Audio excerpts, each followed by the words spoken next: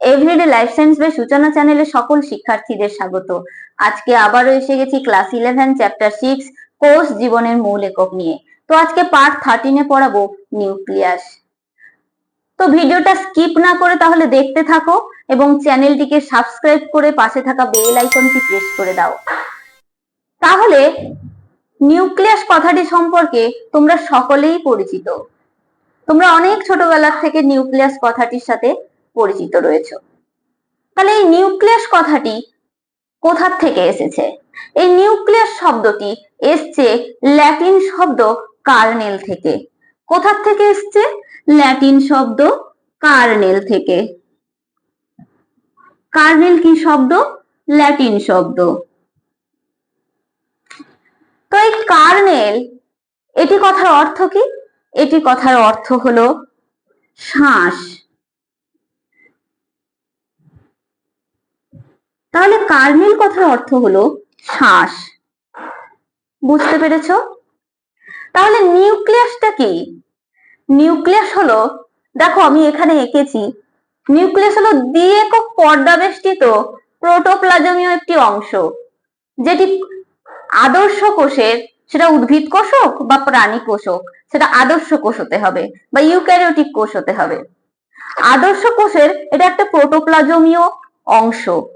এই নিউক্লিয়াস এই আদর্শ কোষের সব থেকে বড় কোষীয় অঙ্গাণু। তো এই নিউক্লিয়াসের মধ্যে কি থাকে?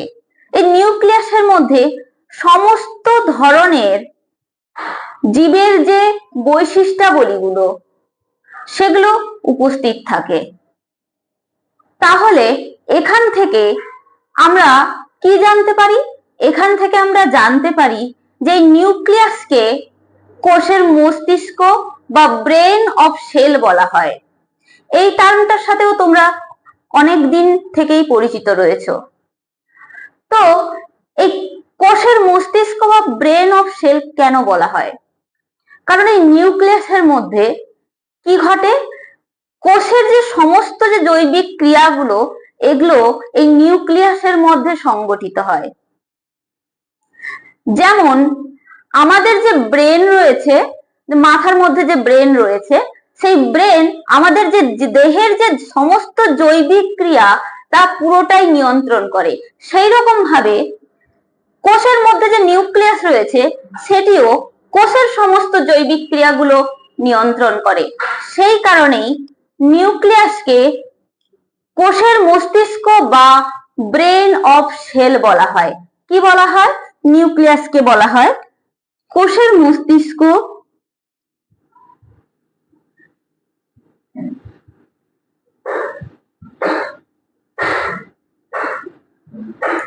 বা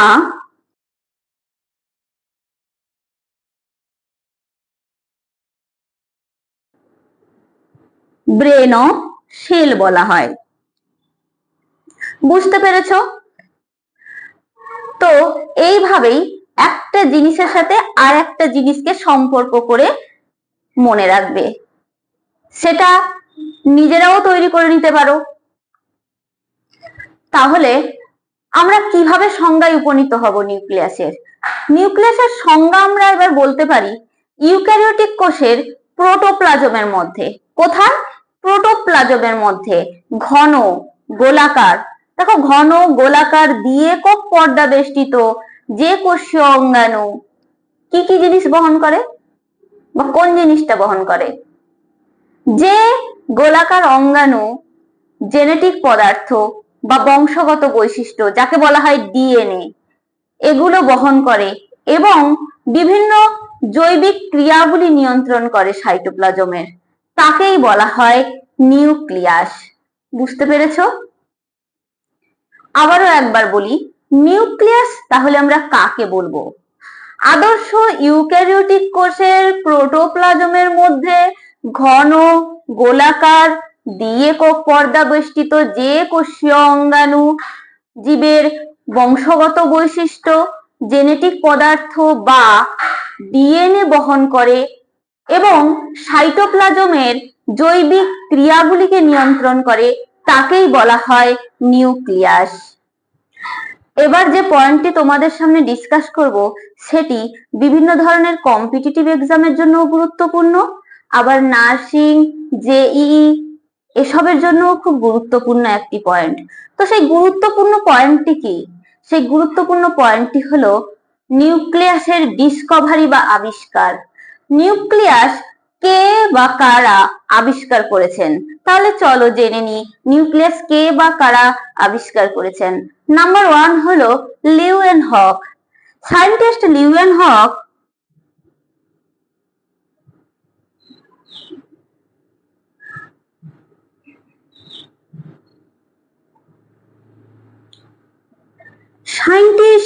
লিউয়েনহক ইনি মানুষের লোহিত রক্তকণিকায় প্রথম নিউক্লিয়াস পর্যবেক্ষণ করেন। তাহলে কোথায় পর্যবেক্ষণ করেন? মানুষের লোহিত রক্তকণিকায়। নাম্বার 2 হলো রবার্ট ব্রাউন। তাহলে নাম্বার 2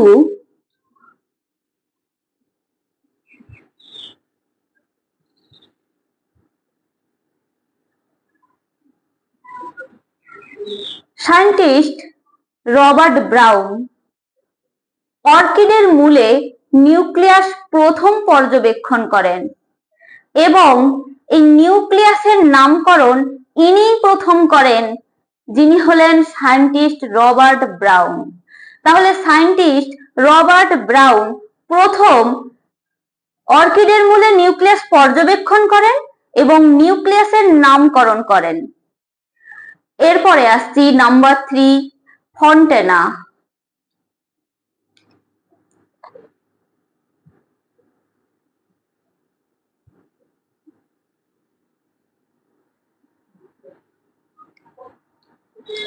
সায়েন্টিস্ট ফন্টেনা নিউক্লিয়াসের মধ্যে যে নিউক্লিওলাস রয়েছে, কি রয়েছে? নিউক্লিওলাস। কার মধ্যে রয়েছে? নিউক্লিয়াসের মধ্যে। এই নিউক্লিয়াসের মধ্যে যে নিউক্লিওলাস রয়েছে এর উপস্থিতি তিনি প্রথম অনুধাবন করেছিলেন। কে অনুধাবন করেছিলেন? সায়েন্টিস্ট ফন্টেনা। Number 4,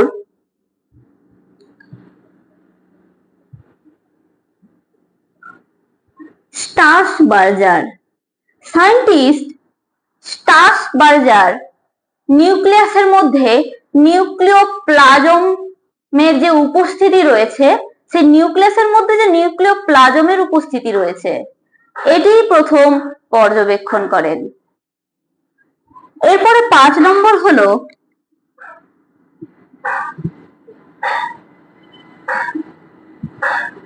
scientist Fleming.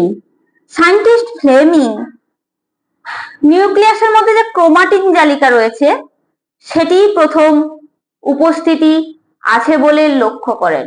কি লক্ষ্য করেছিলেন? যে নিউক্লিয়াসের মধ্যে যে ক্রোমাটিন জালিকা রয়েছে সেটির উপস্থিতি তিনি প্রথম পর্যবেক্ষণ করেছিলেন। তাহলে নিউক্লিয়াসের আবিষ্কার বা ডিসকভারি এই পয়েন্টটা তোমরা সবাই আশা করি বুঝতে পেরেছো।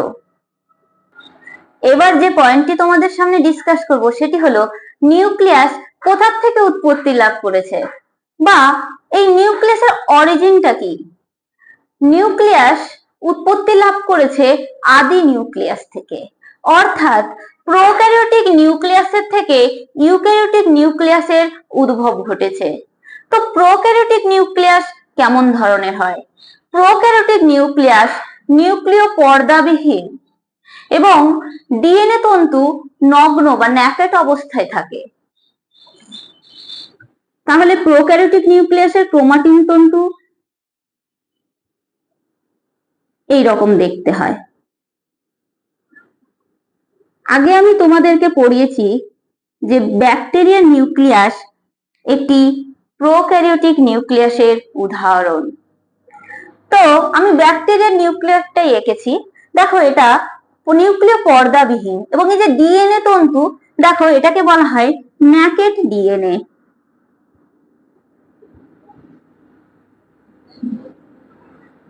এটাকে কি বলা হয়? Naked DNA. কিন্তু ইউক্যারিওটিক কোষের নিউক্লিয়াস নিউক্লিয় পর্দা ঘেরা, ঠিক আছে, এবং নিউক্লিয়াসটা বিভিন্ন অংশে বিভক্ত হয়েছে। ক্রোমাটিন তন্তু একসাথে দলবদ্ধ হয়েছে, দলবদ্ধ হয়ে নিউক্লিয় পর্দা দ্বারা পরিবেষ্টিত হয়ে আদর্শ বা সুগঠিত নিউক্লিয়াসে পরিণত হয়েছে। বুঝতে পেরেছো? এখন যে পয়েন্টটি তোমাদের সামনে ডিসকাস করব সেটি হলো নিউক্লিয়াসের অবস্থান বা সাইট অফ নিউক্লিয়াস। তো নিউক্লিয়াস কোথায় অবস্থিত? তোমরা সকলেই জানো যে নিউক্লিয়াস আদি কোষ বা প্রোক্যারিওটিক কোষের ক্ষেত্রে নিউক্লিয়াস অনুপস্থিত, তাই তো? তো নিউক্লিয়াস তাহলে কোথায় উপস্থিত? নিউক্লিয়াস আদর্শ কোষ বা ইউক্যারিওটিক কোষের কেন্দ্রে উপস্থিত, কিন্তু বিপাকীয় ক্রিয়ার উপর কেন্দ্র করে কখনো কখনো নিউক্লিয়াস তার স্থান পরিবর্তন করে। যেমন উদ্ভিদ কোষের ক্ষেত্রে যদি বড় ভ্যাকুওলের সৃষ্টি হয়, এটিকে বলা হয় ভ্যাকুওল। তাহলে নিউক্লিয়াস পরিধির দিকে সরে আসে। এবার নিউক্লিয়াস কোন কোন কোষের ক্ষেত্রে নিউক্লিয়াস অনুপস্থিত? স্তন্যপায়ী প্রাণীদের পরিণত যে লোহিত রক্তকণিকা রয়েছে, পরিণত লোহিত রক্তকণিকা, এটি ভালো করেই মনে রাখবে, শুধু লোহিত রক্তকণিকা না, পরিণত লোহিত রক্তকণিকায় নিউক্লিয়াস অনুপস্থিত। কোথায়? পরিণত লোহিত রক্তকণিকায় নিউক্লিয়াস অনুপস্থিত। কাদের? স্তন্যপায়ী প্রাণীদের। তাহলে আর কোথায় অনুপস্থিত থাকে? পরিণত উদ্ভিদ কোষের শিবনলে বা শিব টিউব। কোথায়? শিব টিউব, বাংলায় যাকে বলা হয়, কি বলা হয় বাংলায়? শিবনল।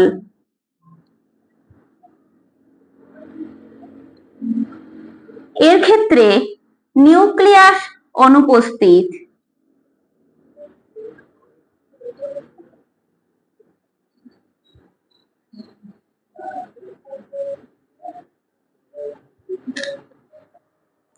এখন যে পয়েন্টটি তোমাদের সামনে ডিসকাস করব সেটি হলো নিউক্লিয়াসের সংখ্যা বা নাম্বার অফ নিউক্লিয়াস। তো তোমরা সকলেই জানো যে একটি কোষে একটি মাত্র নিউক্লিয়াস থাকে, তাই তো? তাহলে দুটি করে নিউক্লিয়াস থাকে কোন কোন কোষের ক্ষেত্রে জেনে নিই।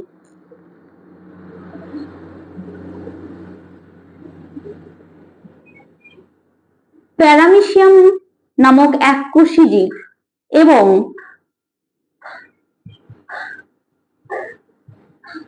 মেরুদণ্ডী প্রাণীর কোথায়?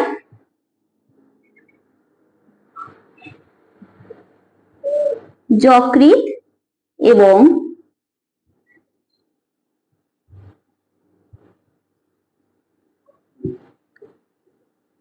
তরুণাস্থির কোষে দুটি নিউক্লিয়াস উপস্থিত। বুঝতে পেরেছো? তাহলে কোন কোন কোষের ক্ষেত্রে অনেকগুলি নিউক্লিয়াস উপস্থিত? চলো জেনে নিই।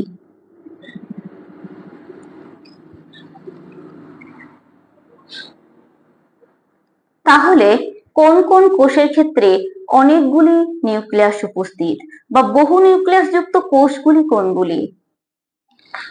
তাহলে আমরা জেনে নিই। ভাউকেরিয়া, এটা কি? অ্যালগি। তাহলে ভাউকেরিয়া নামক অ্যালগি।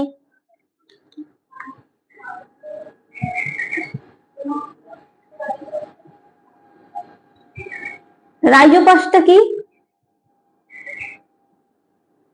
ফাঙ্গি বা ছত্রাক। ভাউকেরিয়া হলো অ্যালগি বা শৈবাল।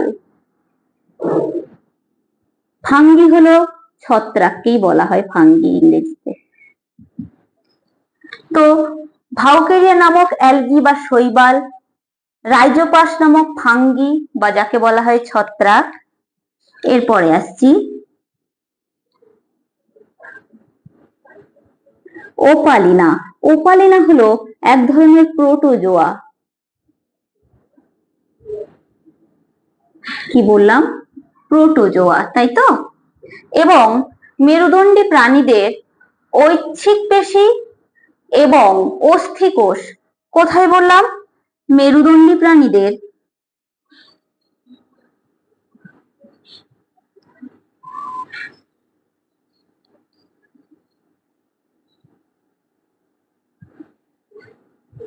ঐচ্ছিক পেশি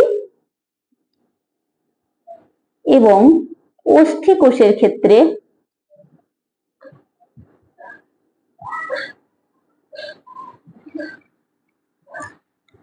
এই বহু নিউক্লিয়াস পরিলক্ষিত হয়। তাহলে বহু নিউক্লিয়াস যুক্ত উদ্ভিদ কোষকে কি বলবো?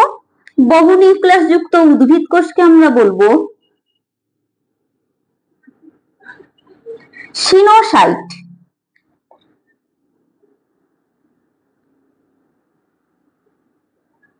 এবং বহু নিউক্লিয়াস যুক্ত প্রাণী কোষকে কি বলবো?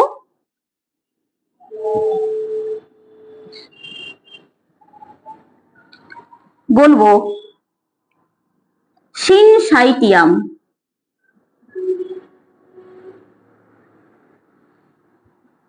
এবার যে পয়েন্টটি তোমাদের সামনে ডিসকাস করব সেটি হলো নিউক্লিয়াসের প্রকৃতি বা নেচারটা কেমন।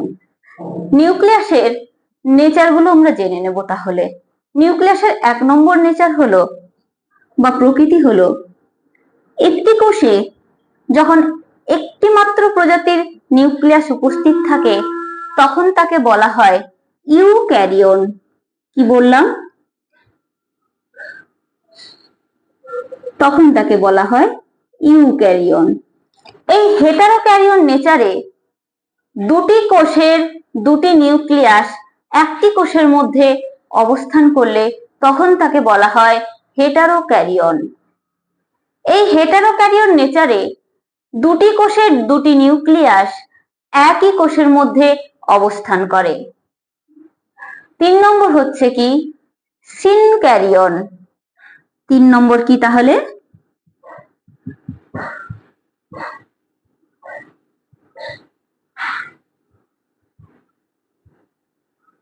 নিউক্লিয়াসের এই সিনক্যারিয়ন নেচারটি কি? নিউক্লিয়াসের সিনক্যারিয়ন নেচারে দুটি প্রজাতির নিউক্লিয়াস মিলিত হয় এবং একটি নিউক্লিয়াস গঠন করে, যেটি একই নিউক্লিয়াস কোষের মধ্যে অবস্থান করে।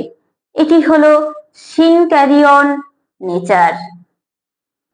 নিউক্লিয়াসের প্রোনিউক্লিয়াস নেচারটা কি? প্রোনিউক্লিয়াস নেচারটি হলো শুক্রাণু এবং ডিম্বাণুর নিষেকের পূর্বে। কাদের? শুক্রাণু এবং ডিম্বাণুর নিষেকের পূর্বে যে হ্যাপ্লয়েড নিউক্লিয়াস পরিলক্ষিত হয় সেটি হলো প্রোনিউক্লিয়াস নেচার অফ নিউক্লিয়াস। তাহলে প্রোনিউক্লিয়াস হলো হ্যাপ্লয়েড প্রকৃতির, তাই তো? এরপরে আসছি অ্যাম্ফি নিউক্লিয়াস। আচ্ছা, এই অ্যাম্ফি নিউক্লিয়াস নেচারটা কি? দেহকোষে যে ডিপ্লয়েড প্রকৃতির নিউক্লিয়াস পরিলক্ষিত হয় সেটি হলো অ্যাম্ফি নিউক্লিয়াস নেচার। এই হেমি নিউক্লিয়াস নেচারটা কি? জনন কোষে যে হ্যাপ্লয়েড নিউক্লিয়াস পরিলক্ষিত হয়, কোন কোষে? জনন কোষের হ্যাপ্লয়েড নিউক্লিয়াসটি হলো হেমি নিউক্লিয়াস। তাহলে কি বললাম? জনন হ্যাপ্লয়েড নিউক্লিয়াস। এই জনন হ্যাপ্লয়েড নিউক্লিয়াসই হলো hemi nucleus nature of nucleus. এরপর যে পয়েন্টটি তোমাদের সামনে ডিসকাস করব সেটি হলো নিউক্লিয়াসের আকার বা শেপ কেমন হয়। তোমরা সকলেই জানো যে নিউক্লিয়াস গোলাকারই হয়, তাই তো? তাহলে নিউক্লিয়াস কখনো কখনো উপবৃত্তাকার, কখনো কখনো ডিম্বাকার, আবার কখনো কখনো গোল চ্যাপ্টা থালার মতো হয়। কিন্তু শ্বেত রক্তকণিকার ক্ষেত্রে নিউক্লিয়াসের কোনো আকার থাকে না। তাহলে কার ক্ষেত্রে বা কোন রক্তকণিকার ক্ষেত্রে নিউক্লিয়াসের কোনো আকার পরিলক্ষিত হয় না? কেবলমাত্র শ্বেত রক্তকণিকার ক্ষেত্রে। বুঝতে পেরেছো? যেটি একটি গুরুত্বপূর্ণ পয়েন্ট। এই আকার অনুযায়ী বা আকার অনুযায়ী নিউক্লিয়াসকে দুই ভাগে ভাগ করা হয়েছে। কি কি? একটি হলো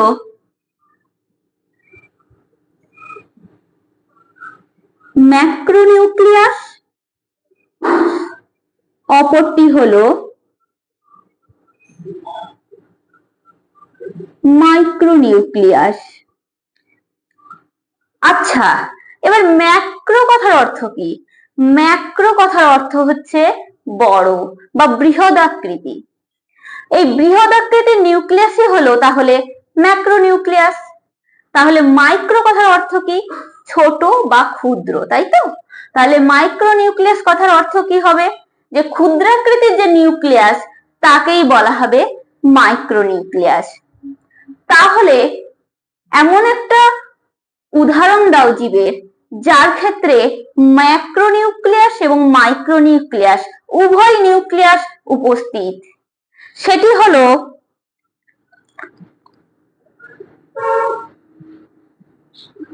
প্যারামিসিয়াম।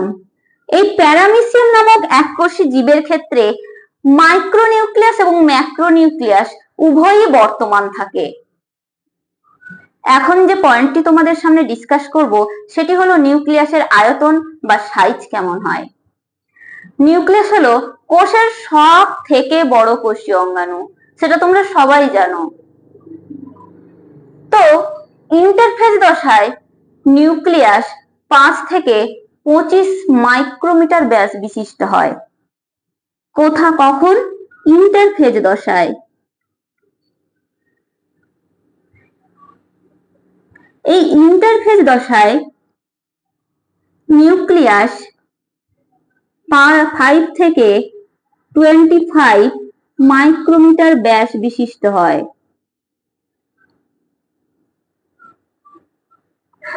নিউক্লিয়াসের আয়তন সম্পর্কে বিজ্ঞানী হার্টউইক, কে?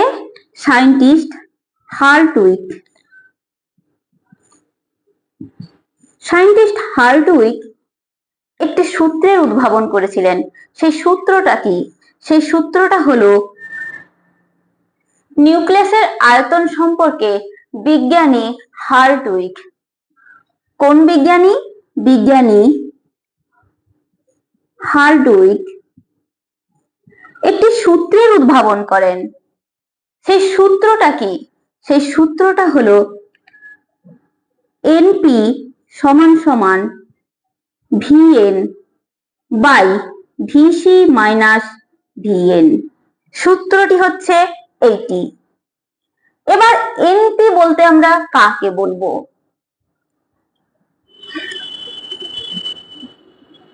এনপি হলো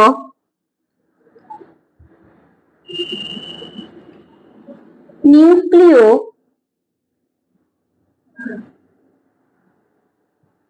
সাইটোপ্লাজমিক ইন্ডেক্স বা নিউক্লিয় সাইটোপ্লাজমীয় সূচক। এরপরে আসছে যে ভিএন রয়েছে, এই ভিএন কথার অর্থ কি? ভিএন কথার অর্থ হলো ভলিউম অফ নিউক্লিয়াস। তৃতীয়ত হচ্ছে এই যে ভিসি রয়েছে, এই ভিসি কথার অর্থ কি? ভিসি কথার অর্থ হলো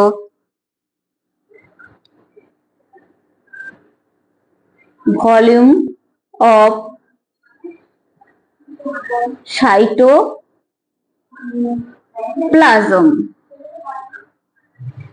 এখন যে পয়েন্টটি তোমাদের সামনে ডিসকাস করব সেটি হলো নিউক্লিয়াসের যে রাসায়নিক উপাদান, ওই রাসায়নিক উপাদানগুলো কি কি এবং কতটা পরিমাণে থাকে নিউক্লিয়াসের মধ্যে। তা চলো আমরা লিখে ফেলি। প্রথমে হচ্ছে ডিএনএ। এই ডিএনএ কতটা পরিমাণ থাকে? 9 to 12%। আরএনএ থাকে মাত্র 5%। লিপিড থাকে 3%।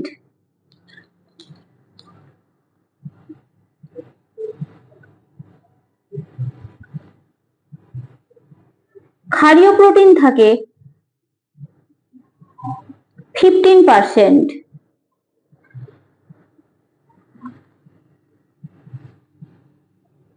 উৎসেচক,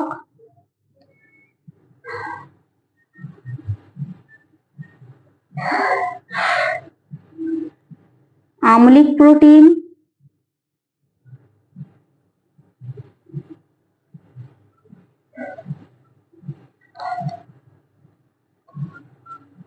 প্রশমিত প্রোটিন, এইগুলো থাকে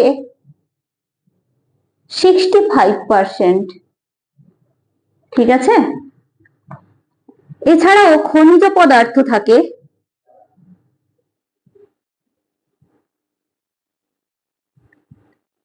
কি কি খনিজ পদার্থ থাকে? ক্যালসিয়াম, ম্যাগনেসিয়াম, পটাশিয়াম, সোডিয়াম ইত্যাদি।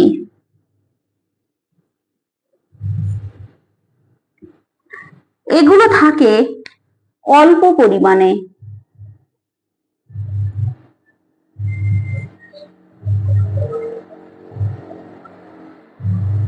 এগুলো থাকে অল্প পরিমাণে।